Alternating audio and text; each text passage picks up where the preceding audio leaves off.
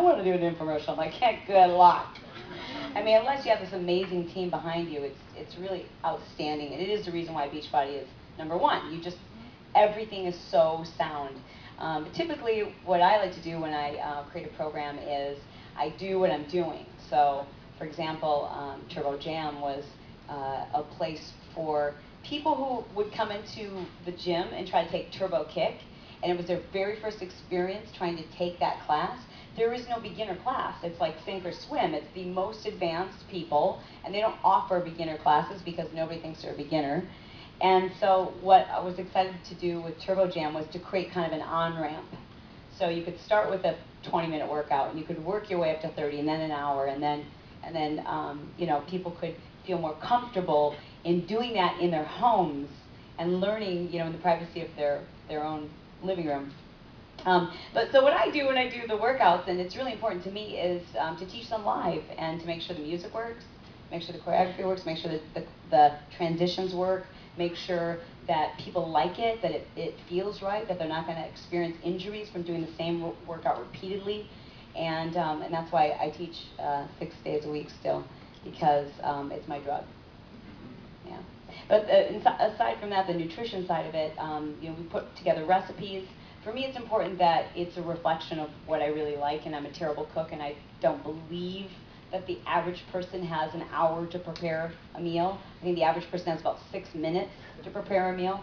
So those are the meals I like. I like meals where you can use a George Foreman, and I like for people to, you know, be realistic and you know, let's face it, 9 times out of 10, you can't look at this. I mean, where you are this week, it's difficult to control your food environment. So you've got to teach people how to do that when they can't control necessarily what they're buying, what they have in their room, and how to order healthy, and how to even go through a drive-through restaurant if you have to, and figure out what's healthy on the meal.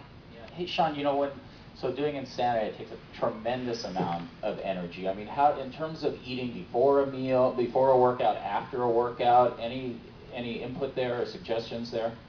To me, nutrition plans is all a blueprint, because I believe you have to find your own calculation. Because for me, I have to eat 2 hours before I work out, period, or I don't feel good. Some people, like, I need to eat right before I get to the gym. With people I work out with, they need to eat right there before they go in. If I eat right before, I'm like, I feel sluggish.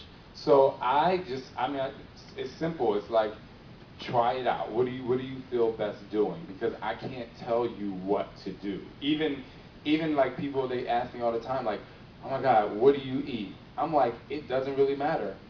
You know what I mean? I can help you decide what's good for you, but if you follow the same exact nutrition plan that I follow, we're not going to get the same results. It's just not going to happen. So with that same question, I'm like, even after I work out, for me, I'm not hungry right when I finish working out. I'm not hungry for like 30, 40 minutes, and then I'm like, holy crap, I need to eat, because my body still feels like it's moving, you know. So that's my advice. I mean, it's just find it, like, feel it what works for you. I mean, you know, don't just eat a piece of bread. I mean, eat in enough time before you work out that you're going to have the energy to finish your workout, whether it's 15 minutes before or an hour before, and then afterwards, if you're starving, go for it, and if you're not starving until 45 minutes, that's when you go for it. So. By the way, again, if anybody has any questions and they're written down, just raise your hand up.